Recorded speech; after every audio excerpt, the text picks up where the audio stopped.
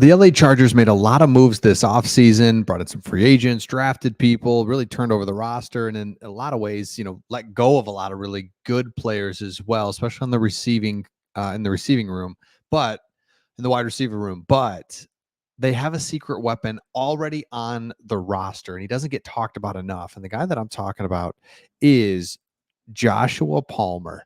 And I know on this channel and I know in other places, you just kind of breeze over him because you're looking at, man, Lad McConkey, Johnston, you got to be better. Chark, what's up? Brendan Rice, Cornelius Johnson. But Joshua Palmer, and ESPN put out an article about the 32 teams, a player from each team that's underappreciated. And Josh Palmer was the guy. He's headed into his fourth year. We know that Keenan Allen and Mike Williams are no longer there. Quentin Johnston, it's like, I don't know, what are you? All right, Lad McConkey, let's go. But what about Palmer? He's he's possibly ready to break out and be a secret weapon that nobody's really talking about. So here he is. He enters the final year of his rookie contract after racking up about 1,700 yards and 9 touchdowns. Injuries have been a concern, and quite honestly, he just hasn't been in a stable situation when it comes to the wide receiver room. Keenan Allen and Mike Williams missed significant time in Palmer's 22 season, where he was forced to play more. And the same could said in 23 when Williams tore his ACL in week 3. So it's all of a sudden his role has really shifted each year, and it's been interesting. So, and by the way, if you're new to the channel, this is a LA Chargers fully LA Chargers channel, but we're Detroit Lions fans, and we followed Jim Harbaugh out here to LA to start this channel, and we're really enjoying it, loving the community, and give you an unbiased look into your team.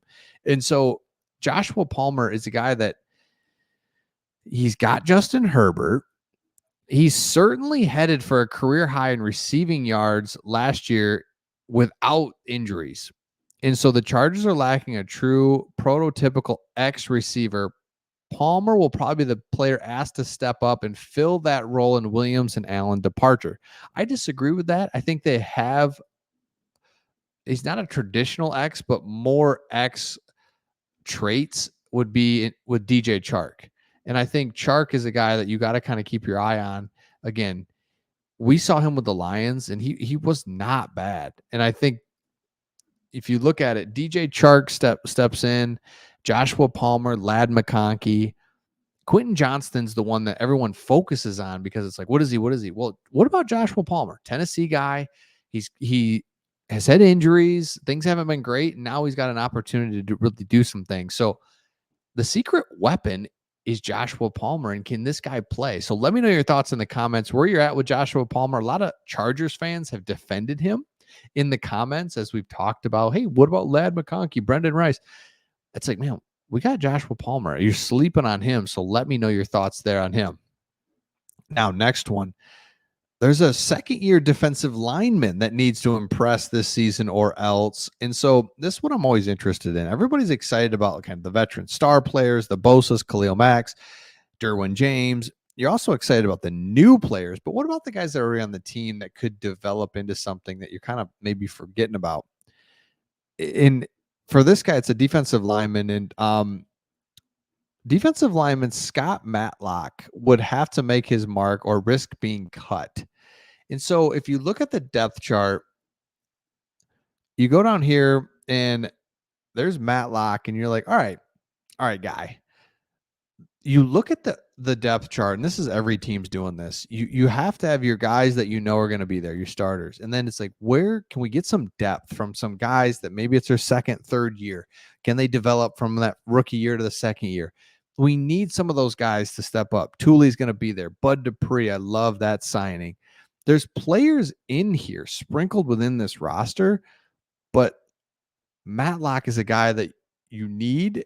And can he make it happen? I don't know, right? So the defensive line is where there could be a big opportunity on this rosters. The Chargers drafted Matlock in the 6th round out of Boise State, but his rookie season was a quiet one. He'll need to make more of an impact this year. He appeared in 12 games and had 15 tackles, 1 for loss. Okay, but not enough, right? And so you wonder if he can't perform well during training camp and likely preseason, he will be cut. Los Angeles has a lot of depth along the defensive line, so the margin for error is very small. So this article is kind of focusing like, is he going to get cut? Is he going to cut? I look at the different way.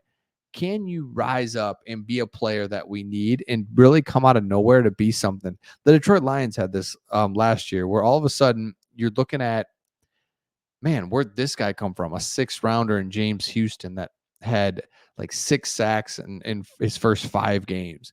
It's like, wow, that's something we didn't account for. That makes it so much easier and better than waiting around for a player to be something when you can get a guy that's in his 2nd year really shine out of nowhere. So let me know your thoughts in the comments. Also, man, we've had a lot of fun. Everybody was letting us know that if they go to the Chargers games, what's SoFi Stadium look like? Craig and I would love to get there. If we do, where do you eat? This is both. We've asked this question before. We've had a lot of fun with it. Is there a place that you recommend if someone was to come visit, either in San Diego or LA, where you'd recommend they absolutely go eat? Shout out to your favorite spot in the comments. It's a lot of fun to talk about because, I mean, it's like, I don't know, but it's like, I know the weather's there. I know it's beautiful. Like, I've never been. Would love to be there and just kind of check out the scene. And I think it's like, come on, like, what is the scene? What's the food scene? Like, I want to say seafood. Do you have barbecue? Like a lot of tacos. Love tacos. We don't even need to go any further. I could just go tacos all day. Tacos and pizza are probably like 1, 2 that you could just do all day, no questions asked. Okay, another question for you. Let me know in the comments. Would you take $10 million, but the only catch is that there's a snail chasing you, and if it touches you, you die? Would you take the 10 million? I think I do. But you're always looking over your shoulder. Be like, well, snails are slow. I think they are, but are they? Then you're moving. That'd be the only like safe thing, but then you're moving your whole family. And then what do you set a timer on your phone? Because they're gonna come for it's on its way, and then you move back and you just kind of keep doing that every 5 years. But what if it gets on like a bus or something, it latches on and goes across country? Or what if you move overseas, but then the snail could get on a boat and follow you? Boy, they might move quicker than you think. So I think you want to take the 10, boy, take the 10 million and be on alert. Or you're just like, I'm good. I don't need that. I don't need a snail, because you don't know the snail either. You could see a snail and be like, oh, and you kill it. It's not even the snail that you need to kill. Let me know your thoughts, and we'll see all of you on the next one.